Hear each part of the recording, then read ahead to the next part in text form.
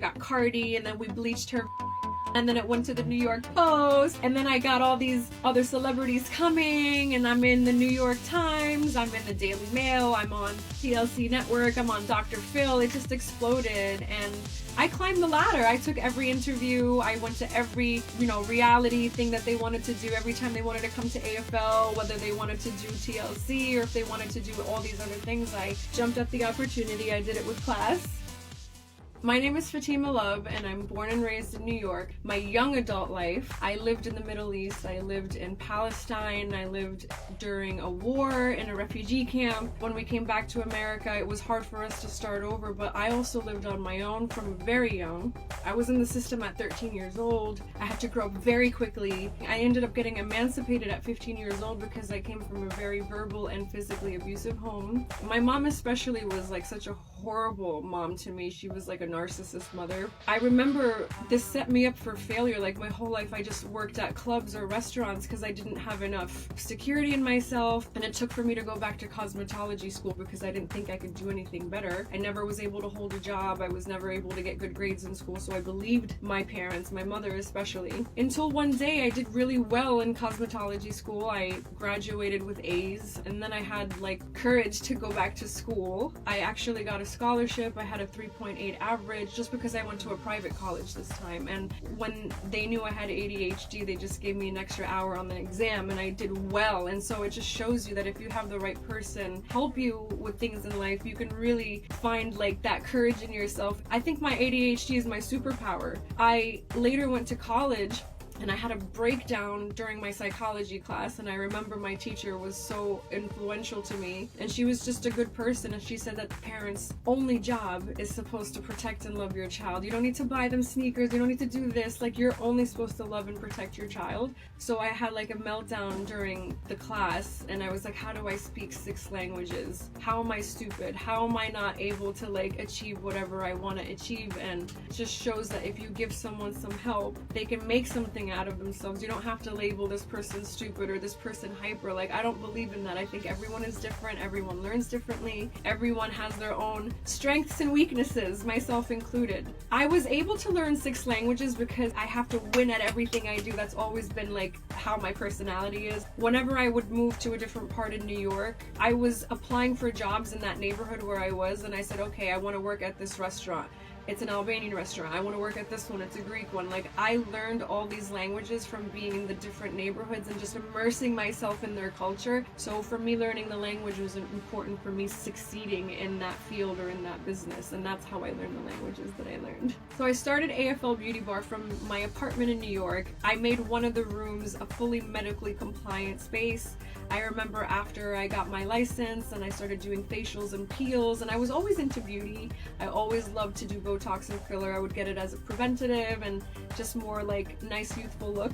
So that took off fairly fast, actually, just because I was in the nightlife and the industry and I knew all these girls. I would tell them to come, I would give them a free service, I would climb the ladder, I would have them promote me, and one girl knew another girl from the strip club, and she knew her friend from Fashion Nova, and then she promoted for me, and it literally went viral overnight. In 1 year, I was in 9 locations, self-made, no family, no mom, no dad, no husband, no sugar daddy, no baby daddy, nothing. I didn't have a lot of money to start with. I didn't invest in a storefront. I started it, and I was smart because I said, okay, the first state I'm taking over is New York. And then I said, what's the next big city? Miami, LA. And I rented spaces in each state. I got the compliance. I got the practitioners, the nurses. I literally like started building this empire that you know of as AFL Beauty Bar today as a franchise. We offer a safe space. I was paying rent before I had my period. My apartment was fully furnished in Yonkers. It was $550, and bartending, lying about my age just so I could pay the bills. So I climbed the ladder, and I didn't have it easy.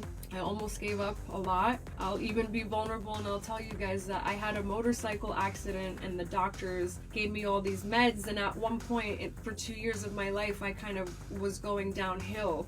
Being on medications and just reflecting on life, I was in a bad place for a little bit. But you know what? I said, this is not my life. I said, this is not what I came here for. Like, I'm not gonna sit here and be weak. I have to get stronger. I have to know that I'm gonna pick myself up. No one else is gonna pick me up, and I found myself reinventing myself at so many points in my life. AFL Beauty Bar saved me because I knew that when I created something so powerful that I can help people and change the world for a better, I want everyone to know that they can achieve what they want. And I've become the woman of like my hero dreams when I was younger. I'm that woman that I go to work every day. I take my Chanels, I take my Birkins. I like nice things, you know, we're allowed. I have a husband who's beautiful and he stays at home. He takes care of my son. He's a stay-at-home dad. I retired my husband at 29. He was a waiter in Beverly Hills. I was making like decent money back then when we met. I was making like 100 racks a month at the time, and that was a lot. I go where I want to go. I buy what I want to buy. I take my family on vacation every year. I buy my husband Rolexes, nice gifts. I take care of my family, and nothing makes me more proud. Some people might say, oh my god, she's having a guy and she's paying for him. I'm not old, I'm not ugly, I'm beautiful, I'm young. I can get any man I want. I can have any billionaire man that I want, but I literally take so much pride in the fact that I'm self-made and I sweat for my family. I work for my family. I'm an honorable person. I help the world. I make the economy better. I'm living the dream life that I always wanted, that I never thought was possible. My company, AFL, stands for All for Love, and it's because I wanted to create a safe space where everyone's accepted from all walks of life, all races, all shapes and forms. And I just know that this industry is so catty. I have some injectors that are so jealous of me, that are trying to get me shut down. They're sending people saying that we're not legit, or like they're saying that we're bad injectors, or, you know, I've had people actually undercover like say that they were AFL Beauty Bar pretending to be me, and we have this on video. I made police reports. So I didn't realize that this industry was as crazy as it was, unfortunately, but it is. I guess it's like any beauty salon, you know, industry.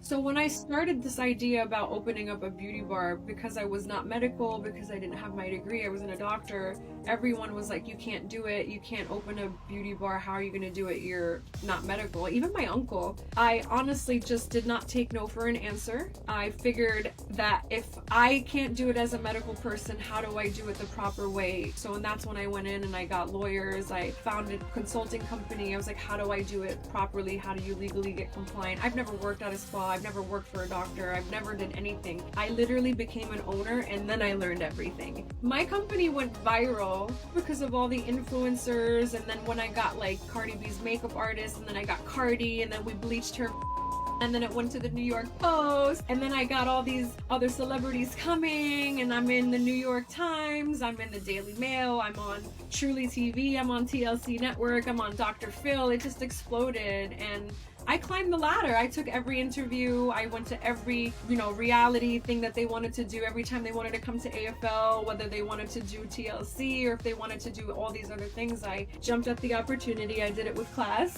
The advice that I would give anyone out there, any woman that wants to start her own business but they're scared, is I would just say, just go all in. Stop pushing your money back. Literally just go in. You don't have to spend a lot of money, but you just have to be fully invested. You have to make sure you never take no for an answer. If they say you can't do something, find A, B through Z until you figure it out. Just never take no for an answer. Make the way. If you can't go one way, make another road.